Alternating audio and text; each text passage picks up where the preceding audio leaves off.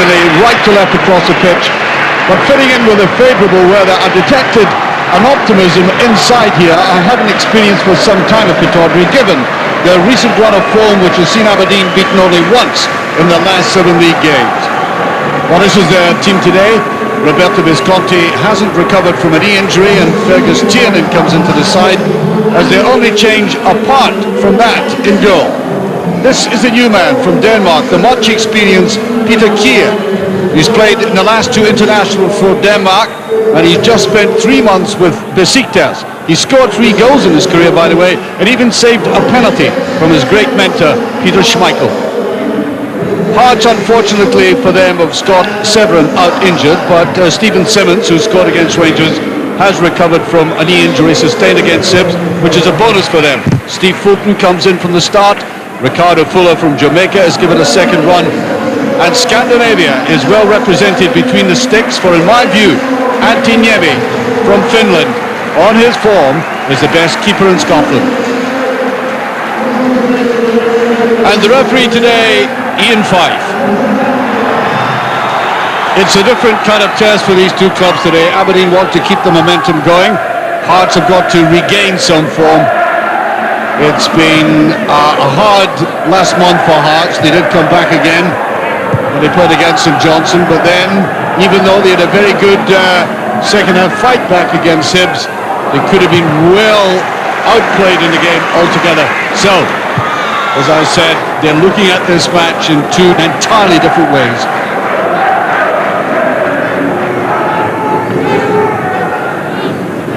Logo. He was quite keen in making way down there. That's a lovely little ball played in. Good play. Mahi trying to come forward. He's got it to his wrong foot all the same. He tries to get it back to the left. Fulton. That's good play, and there's the goalkeeper getting his first touch of the ball. Thomas Fogel with the shot, and the Danish goalkeeper in good position. Speaking to Eddie Skodal before the game, and he said he's in no way apprehensive about this man's debut, given he's had so much experience. McNaughton wants the ball back, and he gets it. Wants to triangle through himself. Thornley. It's a decent ball! Well, that was well covered by Andy Webster. Because watch Mackey coming into this very courageously, throwing himself at it, but good defending. Jink to the near post that time. Fuller gets away. There's no Hearts player up with him, though. He's had to cut back. That's a beautiful ball played by Stevie Fulton. Maybury. A little bit too obvious. Good tackling. Darren Young making that challenge. Young stuck to his task there.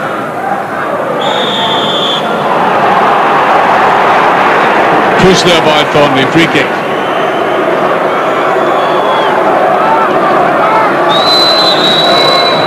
Taken by Fulton. It's not a bad ball, and it's in! Fulton is as surprised as anybody else about that, and that was a blunder. I have to say, the goalkeeper watched it all the way. I think he anticipated somebody touching it, and it ended up a very awkward ball to take with that vicious bounce. And so, almost 18 minutes gone, this goal, look at the bounce, now there. Well, he'd had to have extended that considerable stretch to touch it. So, Hearts are 1 up. Fuller tried to get to it. Now Mackey, can he pick it up? He's onside. Charges it in well, and it comes out, surely it's in, yes! It is now! I think Winters had the ball over the line to start off with. Daddy made sure about it, but I think Winters' shot, well, they weren't bothered about it. And this, there, supreme egotist, because the most important aspect is that Aberdeen have struck back within a minute. Now let's see. He drives it in here, up and down. No, it may not have gone over, but Daddy made absolutely certain, so we attribute the goal to the big fella here. Aberdeen back in business, one each.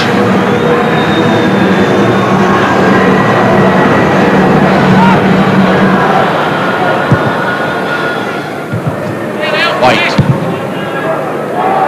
Every time for Silver. What a mess he makes of it. Mahe. Very snappy on the tackle.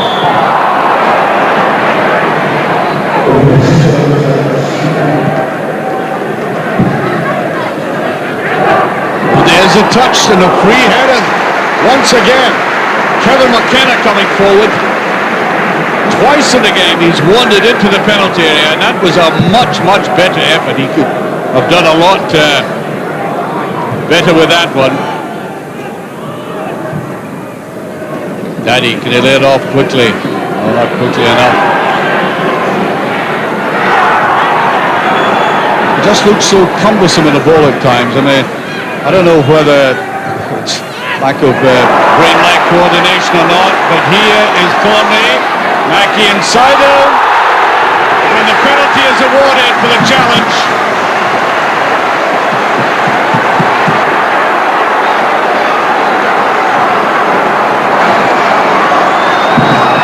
And the entire Hearts defence come out. Yes, the arm went across him. It wasn't the most vicious contact I've ever seen, but the arm went diagonally across the body. So Robbie Winters, denied by the crossbar the first goal, gets an opportunity here. And you can hear the crowd appreciating it. Aberdeen 2-1 in front, just about deserving that. Simple penalty against an excellent goalkeeper. Fifth goal in all for the Aberdeen striker.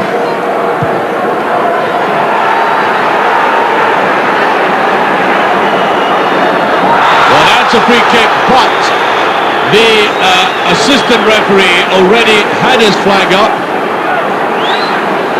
and he still wants to talk to the referee about something or other.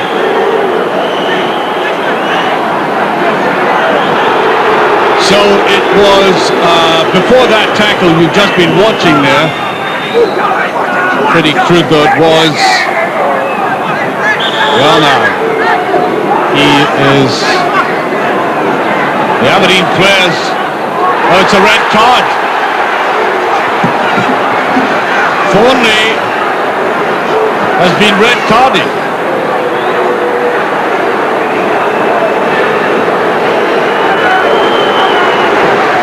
Well, that's a man who explained very carefully to the referee. So they may be 2-1 up, but they're reduced to 10 men.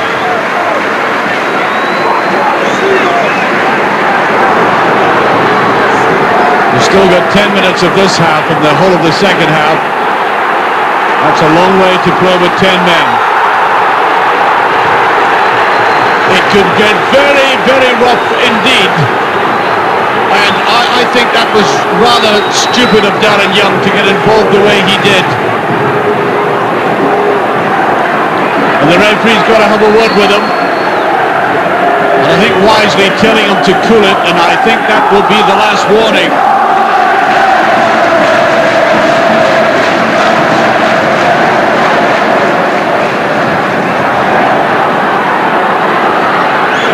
That'll be a free kick, yes. Now that's an interesting situation. If Stevie Fulton's in the mood after that reckless tackle. Pretty awful effort there. And that rather weak effort certainly isn't appropriate for a first half that really was explosive, with Aberdeen leading by 2-1.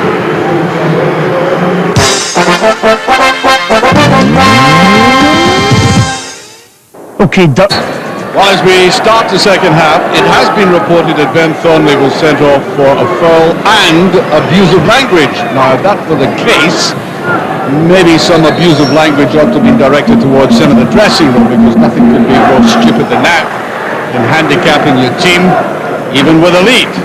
Down to 10 men, and Hearts have accepted the challenge that's coming their way by pushing Kevin McKenna up front.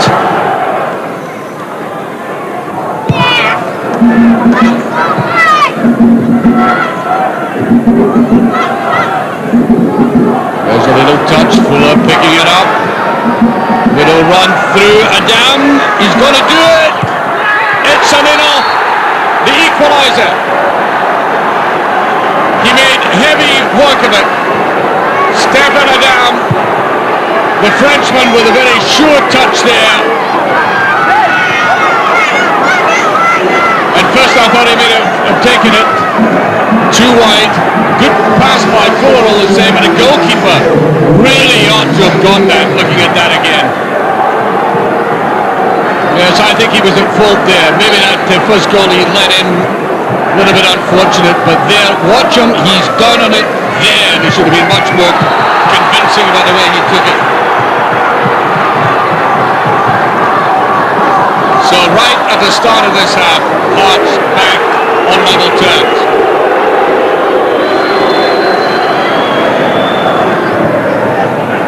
Aberdeen have a fight on their hands now.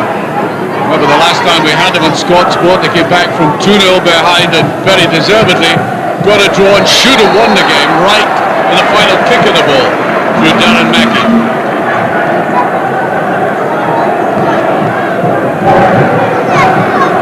Lot of curl inside in that.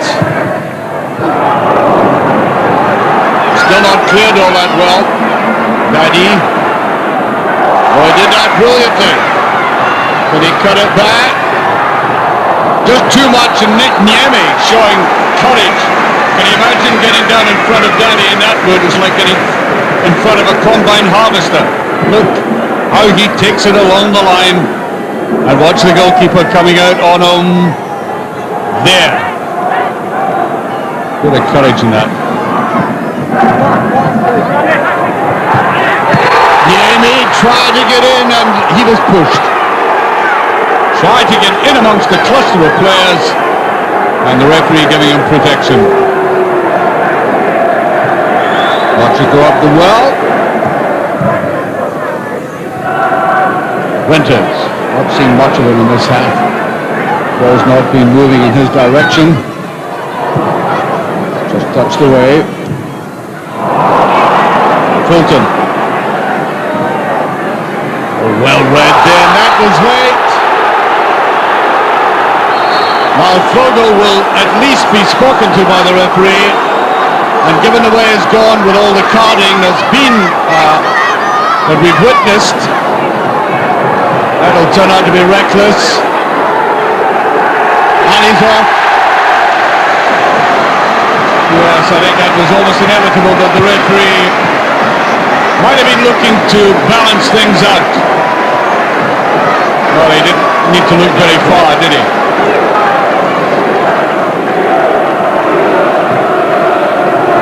Here's McKenna. Certainly doing very well up front. No, that was a dive, and if it were, the book should have been out. I think it was a dive.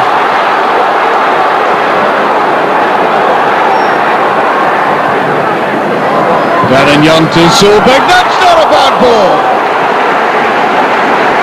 And you can see how expertly the goalkeeper took this. Any youngster watching it, look at him getting his body down behind it. Well, the game should be more open with only 10 apiece.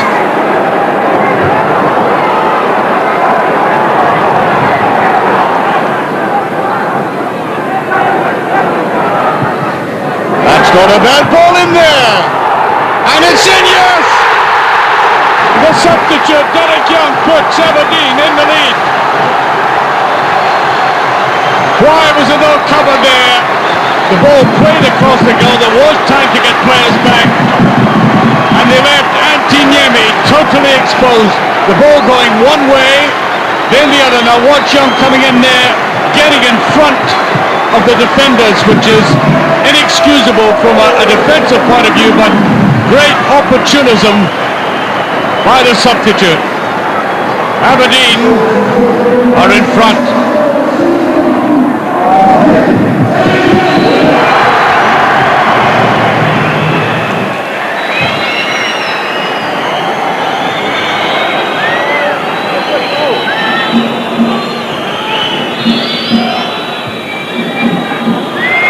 Well, Aberdeen don't mind it being very untidy at this stage, and look, off goes Zerouali, 1 against 1. Yemi, what can he do with it? He saves it. Well, I praised this man right at the start. He did absolutely everything right, closing the player down, making it difficult, moving about. He wasn't a static object at all, and Zerouali failed the test. Good goalkeeping.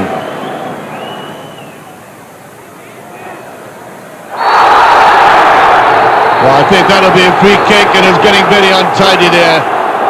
And we've played just about 4 minutes of stoppage time. And there's a red card. Now, there was a cluster of players there, and it looks to me like the substitute, Graham Weir, has been sent off 4 minutes into stoppage time in this remarkable game. The final whistle goes, and that sums up the afternoon. Well, for me personally, short of being given a box of chocolates at half-time, I don't think I could have been a more enjoyable afternoon. 3 red cards, 5 goals, great afternoon, football entertainment. The final score, Aberdeen 3, Hearts 2. I'm delighted to have the 3 point, and I don't think it was a poor game, because there was everything you could expect, drama and a lot of challenges and things like that. I just think that I needed a little more good football. To go in front and lose the game is disappointing. You know, that many things happened in the game today that you know, we were on top, they were on top, we go back on top again, and you know, to lose out late on again, it is certainly disappointing. Peter, your first taste of Scottish football, how did you enjoy that? I enjoyed it very much. Of course, we won 3-2. It's better, but I'll say that I think that is Scottish football when it's best and toughest. Great spirit in this Aberdeen team, and as you said earlier, you're just delighted to get that winning goal. I mean, what can I say? We went down 1-0, then all of a sudden we've come back to 2-1. Then Ben's get sent off, but we've said it before, the team's full of young boys and they're all enthusiastic to be winning games, and at the end of the day we've got the 3 points. We've pushed for it, I've managed to get the goal and we're away with the win bonus, so we're happy. Yeah, they were happy. 14,000 crowd, the majority of them were happy, and Andy Walker's unhappy he didn't go to the game. Looked a game full of incident, dodgy goalkeeping, a few strange decisions by the referee, but credit to Aberdeen, Jim, it's another good victory and they're in a rich vein of form. Yeah, we'll have a look at that in a moment, but they are in a rich vein of form, and I think we said at the top of the show, that's now 5 consecutive home wins. Important for them to win their home matches. It is. They're a team that have taken a lot of stick over the last couple of years, but those young guys really have come to the fore. They're more consistent now, they're getting victories, especially at home.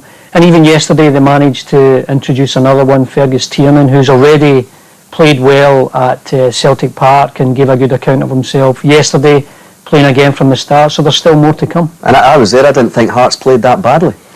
Well, Hearts are just struggling just now. I watched them last week at Easter Road. They played well in the second half, they had a good last half hour, but not getting any breaks just now, and it's tough for Craig Levein because he's having to blood a few youngsters himself, and as we saw at the end there, they're just a wee bit rash in some of their challenges. Well, let's try and clarify a few of the incidents in yesterday's game, starting with this penalty to Aberdeen.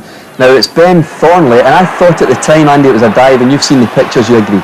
Absolutely, it's never a penalty. He has cheated, he's gone down. I can fully understand McKenna's anger there because he takes it past him well, but McKenna does nothing. His arm is out, but nothing else, and Thornley has made an absolute meal of that, and he should have been sent off for that. Later in the game, though, Stefan Mahe goes down in similar circumstances, gets a yellow card.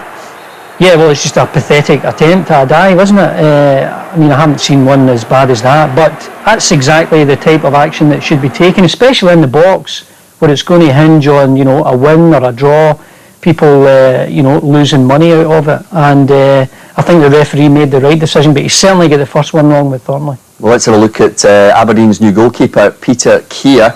Now, this was a bizarre free kick from Stevie Fulton. Well, I credit Stevie Fulton because that's exactly what you want to do with a free kick from that angle. Curve it in so that if everyone does miss it, it's just bouncing in at the back post. But you do have to put it down to a goalkeeping error. Wouldn't you expect the keeper was thinking that maybe Solberg was going to get his head to it? Well, this is it. He's caught in two minds and he made the wrong decision. This was Adam's goal. He dives at his feet, doesn't get it. Again, Peter Keir should have had that ball, and Adam has done well to steer it in afterwards. But he's got his full body behind it here, and maybe the break has gone against him. But I would expect him to do better. And you know, Derek White trying to knock it off the line there, just knocked into his own goal. Yeah, well, he only got the phone call on Wednesday night, signed for Aberdeen on Friday, so I'm sure he'll bed himself in due course. Now, let me explain. Archie said at the start of the second half that he'd heard at half-time, we'd both heard at half-time, that Ben Thornley was sent off for foul and abusive language. Let's show you exactly why he was sent off now that we have had time to analyse the pictures. Remember, he's fouled here by Alan Maybury, but look at his reaction. Tries to swing a punch, and then tries a kick, and obviously Andy, the linesman on this side, has spotted that. Here it is. Yeah, credit to the linesman, he sees it here. This is just after the penalty incident, so maybe he's reacting to a few taunts from the Hearts players, but the linesman saw it immediately, put his flag up, drew the referee's attention to the incident, and he was correctly sent off. But having died initially in the first place, you know, he could argue he should have been sent off for that. Well, of course, the referee did balance that up by sending off Thomas Flogel for a second bookable offence, and then there was a third red card later in the game. Young Graham Weir, who had only been on the pitch a few minutes, we're not going to look at that. Derek Young scored the winning goal. We saw him a few weeks ago, Andy, being injured at Dens Park. He said to me after the game yesterday he thought he was out for the season, but he's bounced back. Yeah, and I think he said it in his interview there that you know, all these young players are just so determined, they're so enthusiastic, they're desperate to win, and you even see the delight in Jamie McAllister chasing him behind the goal to celebrate with him. It was another great performance from most of the young players. How much does it do for the confidence to get this string of wins together at home, Andy? Well, I think when they look at the league table this morning, they'll see themselves in fourth position. They'll realise if they can keep that momentum going, keep winning their home games at least, then, you know, with all the other teams in the league still struggling for a bit of consistency, all being well, and if they can pick up a few points on the road, they could be challenging for a European place. They go to Ibrox next week. Do you expect them to pick up anything there? I don't expect them to pick anything up there. I think Rangers are just too good for them at the moment, but it's a great learning experience for them, great environment to play your football, and one in which I think they can learn a lot, because Rangers are a quality